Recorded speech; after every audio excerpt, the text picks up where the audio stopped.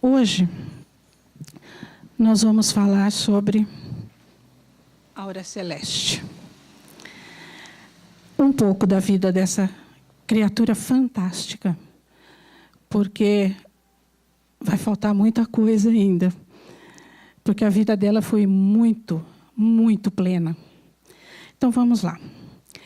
Em janeiro de 1996, alunos do 5º ano do curso mediúnico aqui da casa se reuniram e formaram um grupo para entregar lanches aos moradores em situação de rua.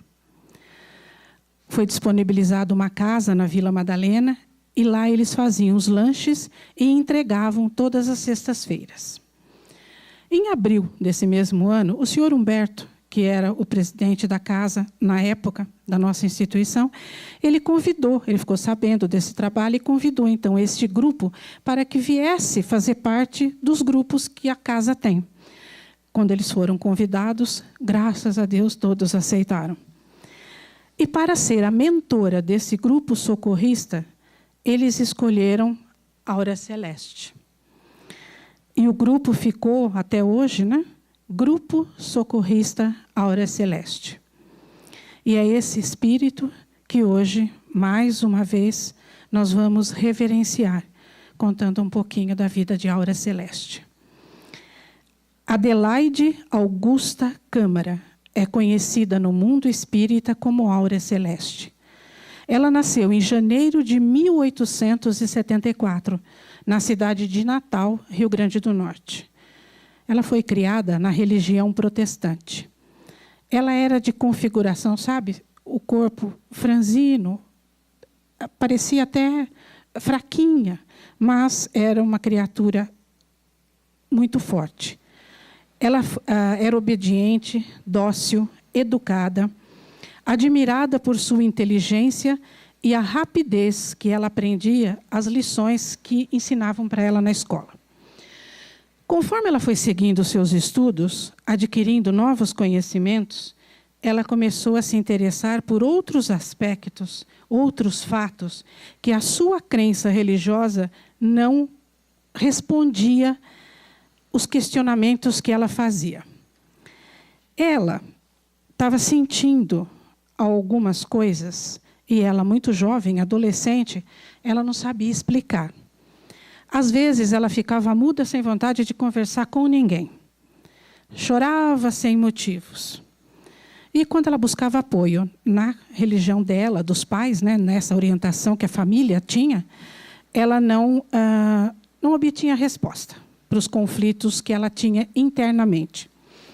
Assim, os anos foram se passando e a Aura Celeste colocava as angústias dela aonde?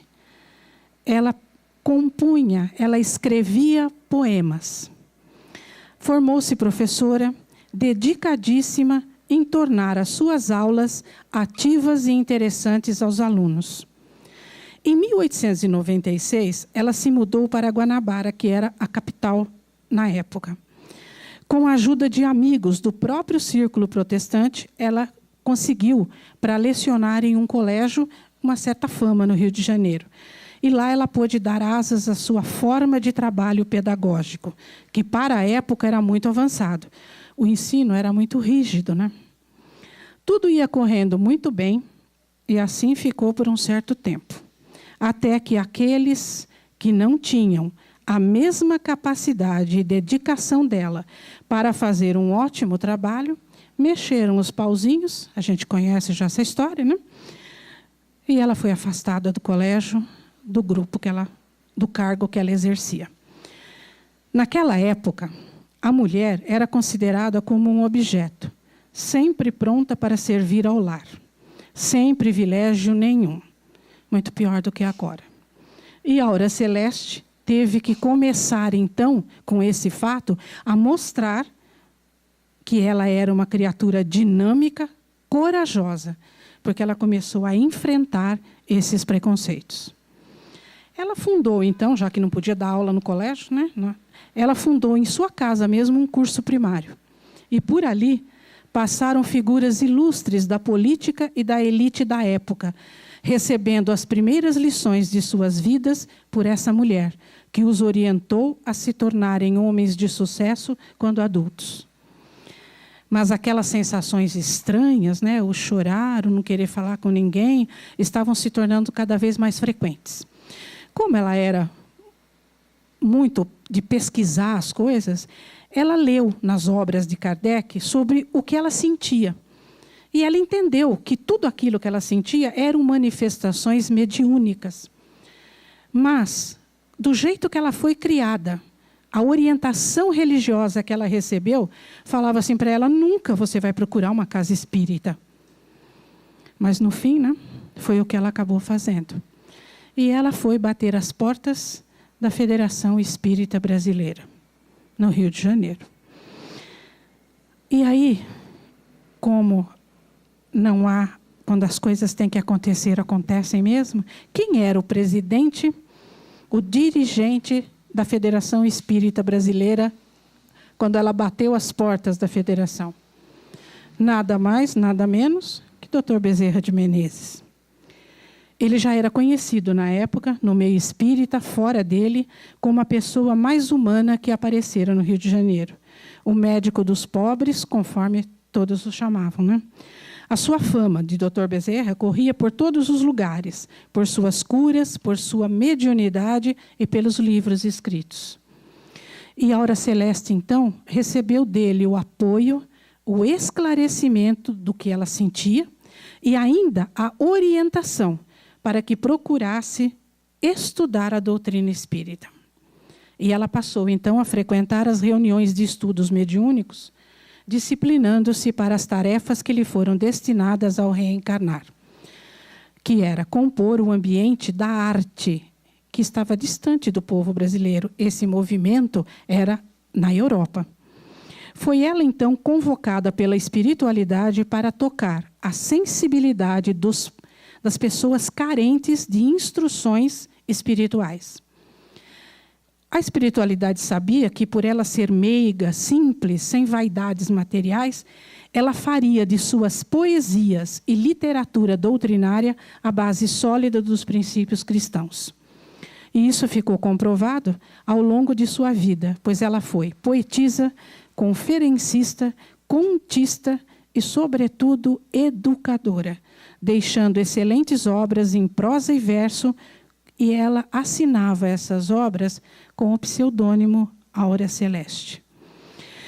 Tornou-se, então, excelente médium, passando a trabalhar com o Dr. Bezerra de Menezes dentro e fora da Federação Espírita Brasileira.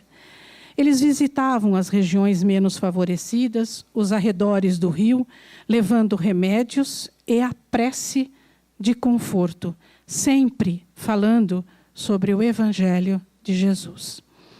Além das faculdades de incorporação, audição, vidência, cura e intuição, ela possuía também a extraordinária faculdade de bilocação. Eu vou contar o que aconteceu, um fato só, já vai dar para vocês entenderem mais ou menos o que é bilocação. Estava uma vez ela numa cidade de Minas Gerais, porque ela ia fazer uma conferência na cidade. E, de repente, ela apareceu num hospital, ou seja, ela continuava ali na conferência e, ao mesmo tempo, enfermeiras a viram dando passes, aliviando as dores dos enfermos daquele hospital. Esses enfermos já conheciam, sabiam que ela estava na cidade, conheciam a capacidade dela, a bondade dela. Então, em pensamento, eles estavam pedindo a ela que aliviasse as dores. E ela foi. Aliás, quando ela era convidada para visitar uma cidade, fosse para o trabalho que fosse, antes ela procurava os sanatórios locais, visitando os doentes, aplicando passes, fazendo preces, inclusive para os espíritos desencarnados que ela via que estavam envolvendo aqueles doentes. Então, imagine o quanto ela era solicitada, né, em cada cidade que passava. E uma coisa que não deveria ser de espantar, mas hoje espanta, é que essas viagens doutrinárias ela pagava do próprio bolso. Dentre as grandes mulheres atuantes no espiritismo brasileiro, ela é quase uma desconhecida, mas ela foi uma mulher incomum.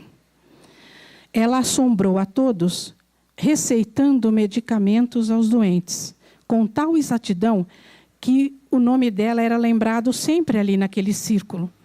E ela atendia a todos que batiam à porta da sua casa e também aonde ela trabalhava no centro. Ela era assessorada por Dr. Bezerra de Menezes e também nesses receituários homeopáticos pelo Dr. Joaquim Murtinho, um médico espiritual que a auxiliava. Muitas pessoas se beneficiaram desses medicamentos homeopáticos. E esse espírito batalhador ia seguindo com a sua vida, havia encontrado o seu verdadeiro rumo. Mas então, a vida dela sempre tem mais então. Desencarna Dr. Bezerra de Menezes. E a Aura Celeste se pergunta o que eu vou fazer sem ele. Mas no próprio velório ela recebe instruções do próprio Bezerra, pela vidência, ela o viu chegar perto dela e dizia assim: prossiga nas tarefas curativas e na divulgação doutrinária. Falou para ela ir procurar Inácio Bittencourt, que era um outro benemérito médium, no Círculo Espírita Caritas. E assim ela fez, e assim ela continua a trabalhar nesse outro local, no Círculo Espírita Caritas. Ela era jovem ainda, e ela conheceu alguém, se apaixonou, casou, e aí então o lar e os filhos a obrigaram ao afastamento das reuniões do centro espírita. Mas pensam que ela parou? Não, ela não parou. Nas horas de folga, com todos os afazeres do lar, ela procurava orar e entrar em sintonia com os amigos espirituais. Ela nunca se afastou deles. Nesse tempo, ela publica 2 obras, Do Além e Orvalho do Céu. 2 obras maravilhosas. E, através dessas 2 obras, é que o público ficou sabendo que o nome dela era Adelaide Augusta Câmara, porque os críticos foram pesquisar a vida dela, né? E aí descobriram que Aura Celeste era pseudônimo. Aí, com a família formada, né, os filhos cresceram, ela voltou ao trabalho. Viagens, conferências, passes, receituários, a vida que seguia a todo vapor. E ainda sobrava tempo para ela escrever mais livros, escrever para revistas, jornais e páginas avulsas, doutrinárias, que ela distribuía, eram distribuídas, né, ao público que não podia comprar os livros. E, ainda com todas essas ocupações, ela tinha um sonho no fundo do coração dela. E vai ela, então, mais um projeto maravilhoso. Crianças órfãs. Ela já reunia aquelas que andavam pelas ruas, ela conseguia escola, conseguia comida. Aí, com a ajuda de uma pessoa, foi conseguido um galpão abandonado. Outras pessoas ajudaram com os utensílios para compor aquilo para as crianças poderem morar lá, para servir de abrigo para as crianças. E, como era de se esperar, né, foram aparecendo um problema aqui, outro ali, outro lá, mas sempre. Ela nunca desanimou e o socorro chegava sempre, na hora que ela mais precisava.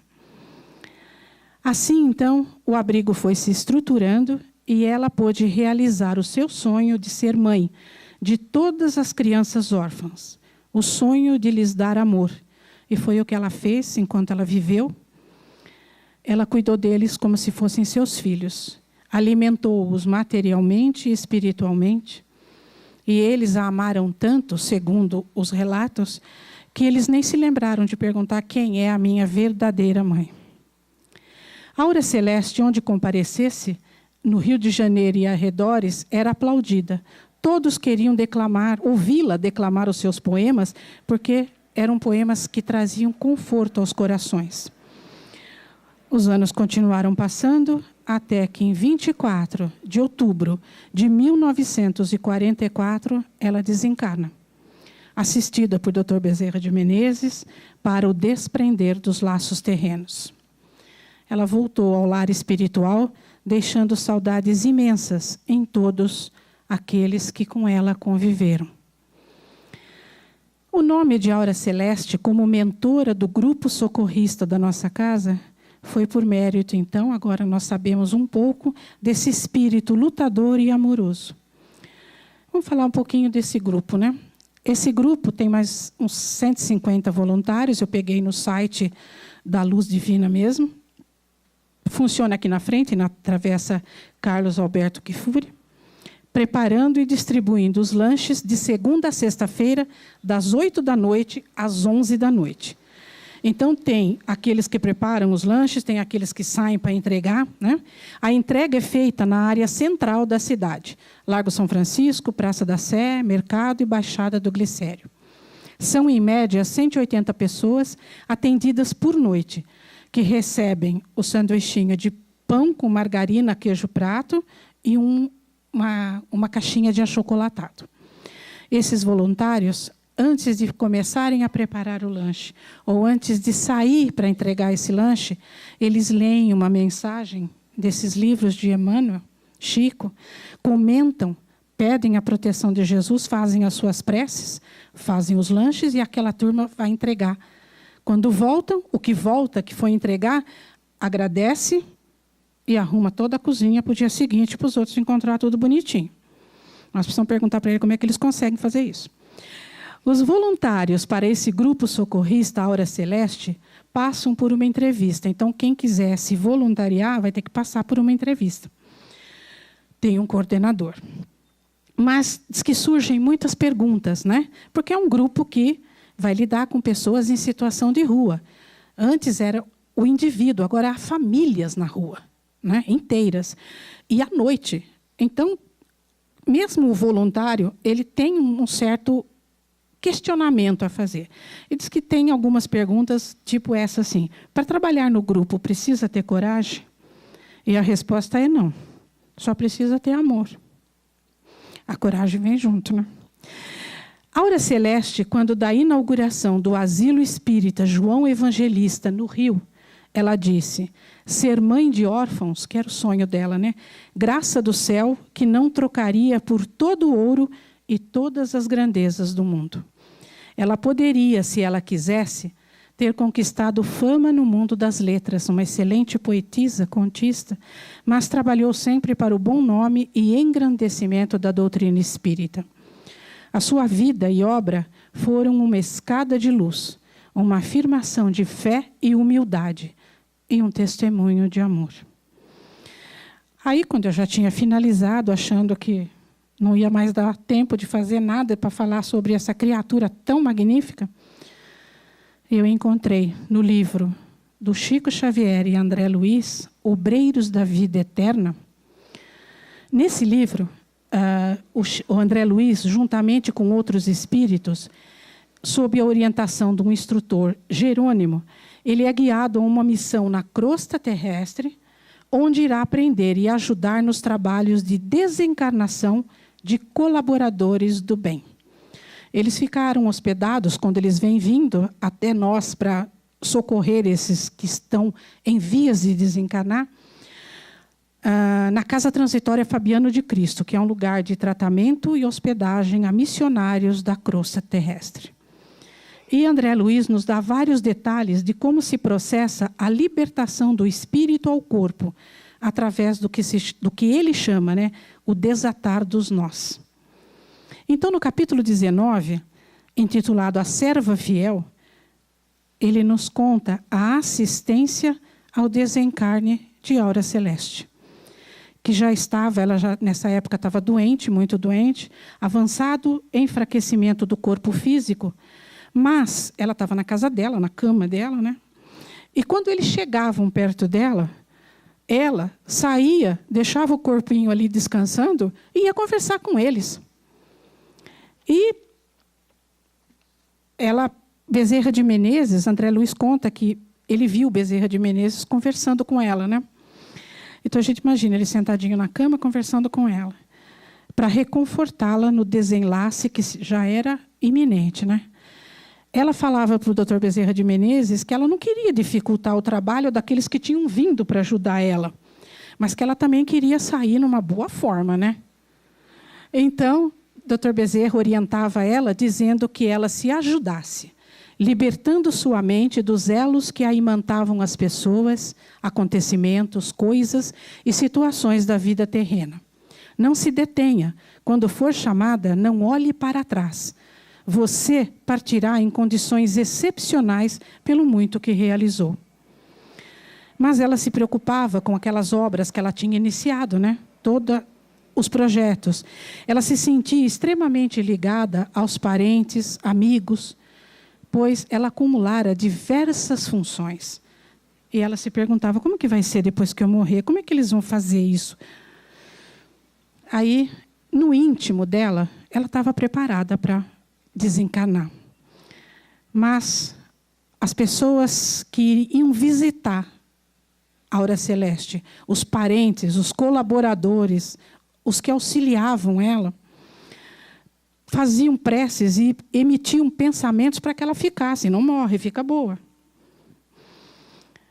Mas ela sabia que a máquina fisiológica dela chegara ao fim e precisava de passagem livre a caminho da espiritualidade superior, que foi um mérito que ela conseguiu, pois mesmo de há muito enferma, muitos anos, ela cooperou nas obras aqui na Terra e com a espiritualidade, mesmo doente.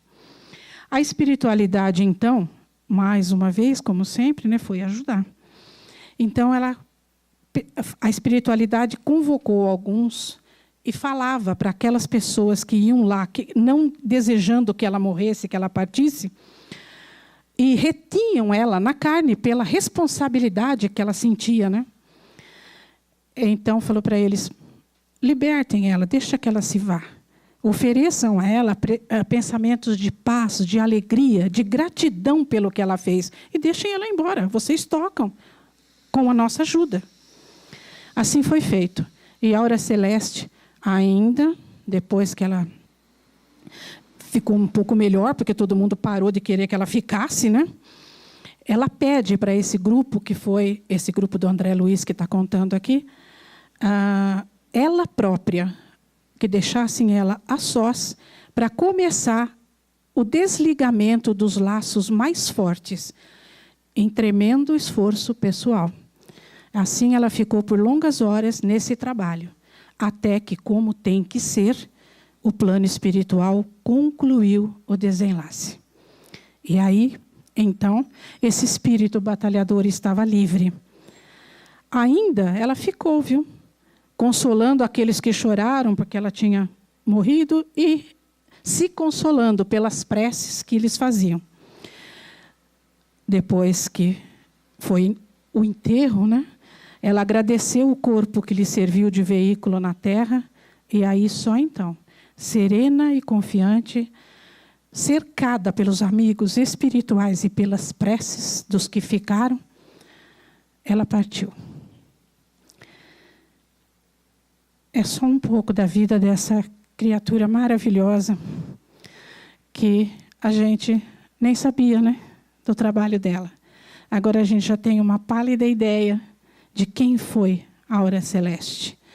E também do grupo que nós temos na casa, que conserva esse mesmo amor e o mesmo espírito de trabalho, né? Então, as nossas preces a ela, as nossas preces ao grupo socorrista, o nosso agradecimento à casa por nos permitir levar o conhecimento de tantas criaturas boas que passaram por aqui e que ainda de onde estão nos auxiliam. Eu agradeço a todos.